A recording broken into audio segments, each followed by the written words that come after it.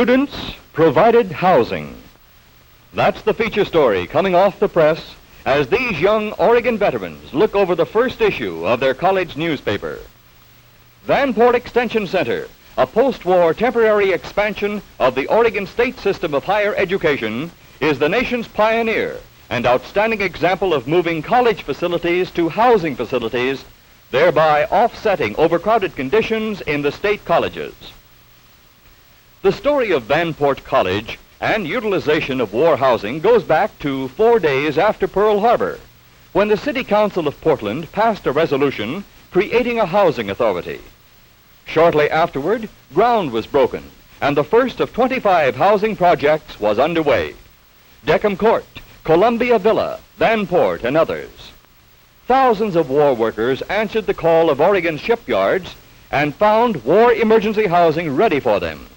Vanport soon housed nearly 40,000, became known as the largest family housing project in the nation and one of the largest cities in the state of Oregon. Cessation of hostilities did not mean that Oregon's war emergency housing was no longer needed. Many thousands of the war workers decided to remain in the Pacific Northwest. Then came demobilization. ex-GIs who had gone to war as boys returned home as men. Many were married. Oregon, like other states, faced a crisis with its institutions of higher learning not able to accommodate all of the thousands who decided to take advantage of the GI Bill of Rights and continue their schooling after war service. Oregon tried. For example, colleges arranged housing for students in wartime housing projects. Surplus Quonset huts were purchased and hastily erected for classrooms and student housing. But it was not enough. There had to be more housing, more classrooms, and married students were a particular problem. Then one man had an inspiration, Dr. Stevan A. Ebbler, at the time employed as Veterans Counselor for the General Extension Division of the State System of Higher Education. He was an educator living at Vanport, a veteran acutely aware of the many ex-GIs applying for entrance to the state's colleges. General Extension and the State Board of Higher Education, the Housing Authority, and the Veterans Administration supported the move. Thus, late in the spring of 1946, Vanport became a college town. Shopping centers, nurseries, apartments, and other buildings of the housing project were found to be readily converted to college use. While Housing Authority workmen were preparing the buildings for college occupancy, the state system of higher education began the task of recruiting a faculty. Teachers came from all over the United States, a faculty well qualified and eager for the challenge of teaching in the first college of its kind.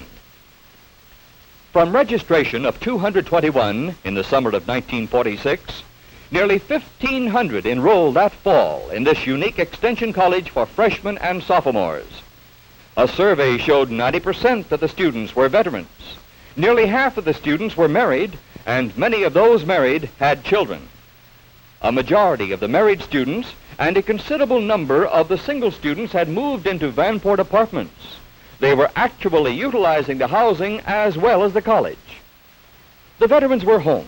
They had found a place to live, a place to study, and for many, Portland offered a nearby place for part-time employment. Engineering was the favorite course during the first year.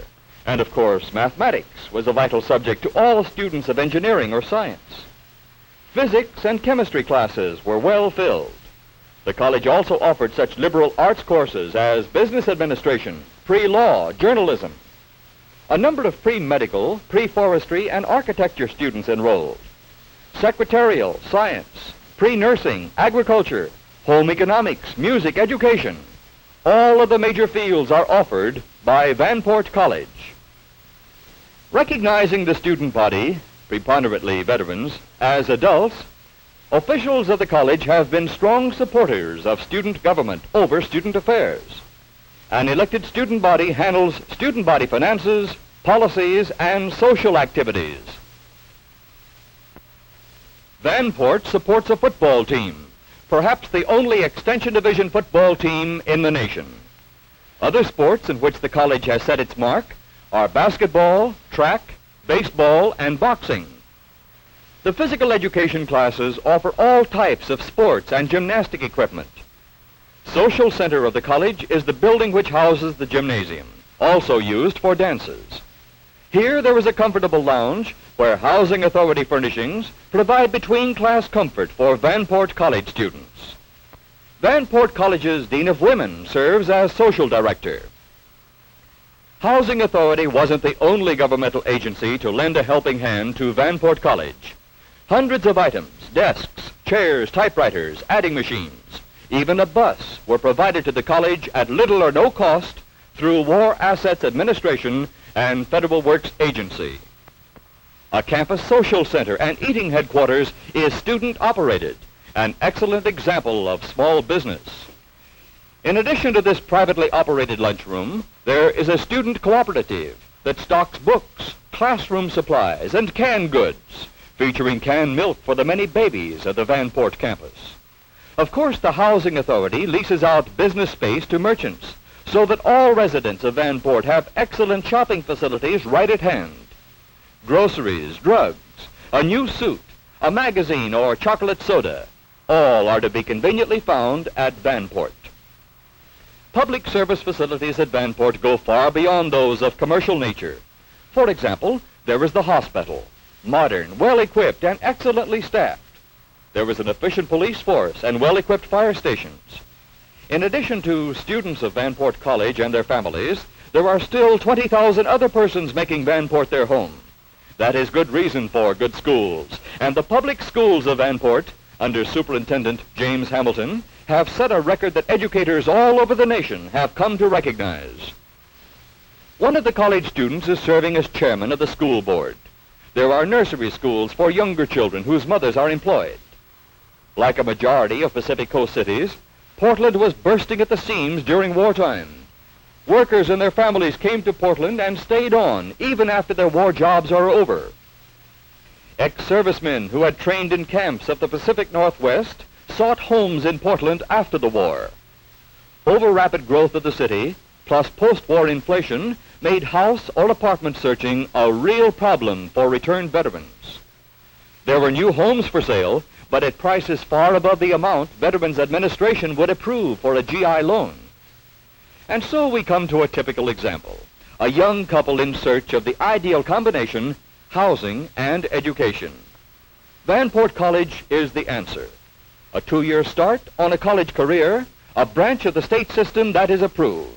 All credits and records readily accepted for later transfer to any of the state colleges. Not a college with tradition and ivy-covered halls, but already a college with such a spirit of endeavor and pioneering that its athletic teams are known on the field as the Vikings.